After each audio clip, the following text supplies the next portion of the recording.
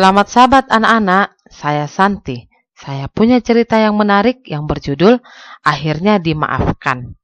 Ayat hafalan terdapat dalam Lukas 6 ayat 37. Ampunilah dan kamu akan diampuni. Pekabaran pada saat ini, Allah membantuku mengampuni mereka yang ada dalam keluarga yang menyakitiku. Catatan untuk orang tua. Pastikan bahwa anak-anak mengerti bahwa pengampunan itu tidak boleh dipaksakan. Mereka tidak boleh berkata, "Aku memaafkanmu," kecuali mereka benar-benar bersungguh-sungguh. Sabarlah, dampingi mereka untuk memberi dukungan, dan bantulah mereka berdoa untuk mendapat bantuan ilahi. Pernahkah seorang yang kau sayangi melakukan sesuatu yang melukai atau menyakiti perasaanmu? Apakah mudah memaafkan mereka?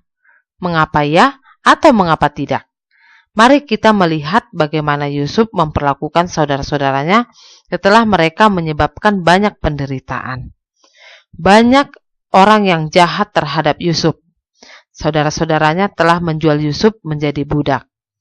Potifar mengirimnya ke penjara, tetapi Allah memberkati dia. Malahan, Firaun memberinya kekuasaan atas seluruh tanah Mesir.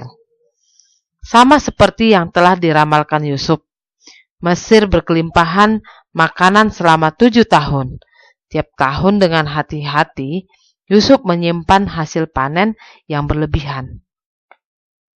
Ia mengetahui bahwa bala kelaparan yang buruk akan segera terjadi. Ketika musim kekeringan tiba, Yusuf mempunyai banyak gandum untuk dijual kepada orang-orang yang kelaparan. Suatu hari, 10 pria datang dari negeri asing untuk membeli makanan. Mereka sujud menyembah Yusuf, dan ketika mereka berdiri, ia mengenali ke-10 saudaranya itu. Ia tidak melihat mereka sejak mereka menjualnya menjadi budak bertahun-tahun sebelumnya. Yusuf ingin memastikan bahwa mereka telah berubah sekarang. Jadi ia memutuskan untuk menguji mereka. "Kalian semua mata-mata," katanya. "Kalian datang untuk melihat seberapa kekuatan kami." "Oh tidak, Tuan, kami bukan mata-mata," jawab saudara-saudaranya. "Kami datang untuk membeli makanan bagi keluarga kami. Kami semua putra dari 1 orang. Kami semua ada 12. 1 masih di rumah dan 1 lagi telah meninggal. Tetapi Yusuf belum mati. Bawalah saudaramu yang lain itu kepadaku, atau aku akan menganggap kalian sebagai mata-mata." Yusuf memerintahkan, "Saudaramu Simeon akan tinggal di sini sementara kalian pergi." Saudara-saudara yang gelisah itu memulai perjalanan mereka pulang. Pada perjalanan pulang, salah satu dari mereka membuka bungkusan dan menemukan uang. "Apakah ini?" Ia memberitahukan yang lain. "Uang yang aku bayarkan untuk gandum ini ada di karungku." Apakah yang akan dilakukan gubernur sekarang? Ketika mereka tiba di rumah, mereka memberitahu ayah mereka apa yang telah terjadi. "Kami harus membawa Benyamin kembali bersama kami," mereka memohon. "Ini satu-satunya cara membuktikan bahwa kami bukan mata-mata. Dan kita perlu membawa Simeon kembali dari Mesir." "Tidak, tidak akan pernah," ayah mereka menjawab.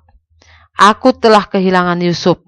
Aku tidak mau kehilangan putraku lagi." Beberapa bulan kemudian, saudara-saudara itu kembali ke ayahnya. "Anak-anak kami akan mati kelaparan," mereka memohon. "Kita tidak punya makanan lagi. Kami harus kembali ke Mesir." Ayah mereka tidak ingin melepaskan Benyamin pergi, tetapi ia mengetahui kalau mereka membutuhkan makanan, dan mereka memerlukannya segera. Akhirnya ia setuju, dan saudara-saudara itu kembali ke Mesir.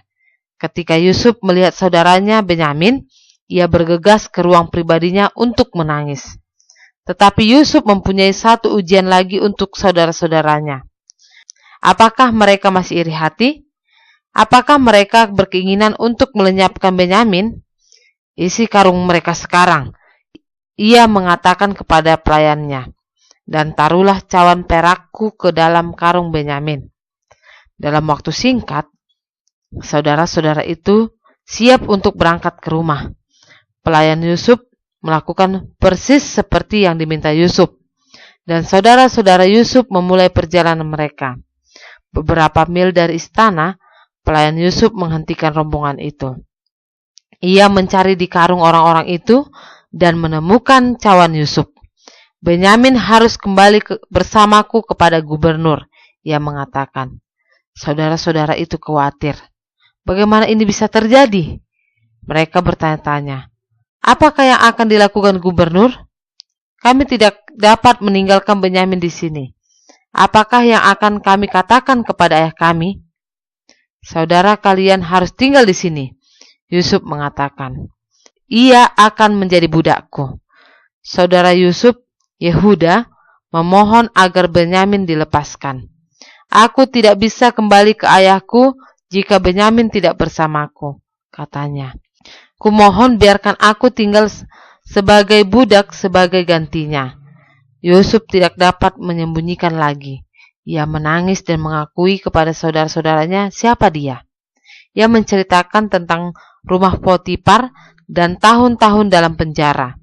Ia menjelaskan mimpi Firaun dan menceritakan bagaimana ia bisa menjadi penguasa kedua di negeri Mesir.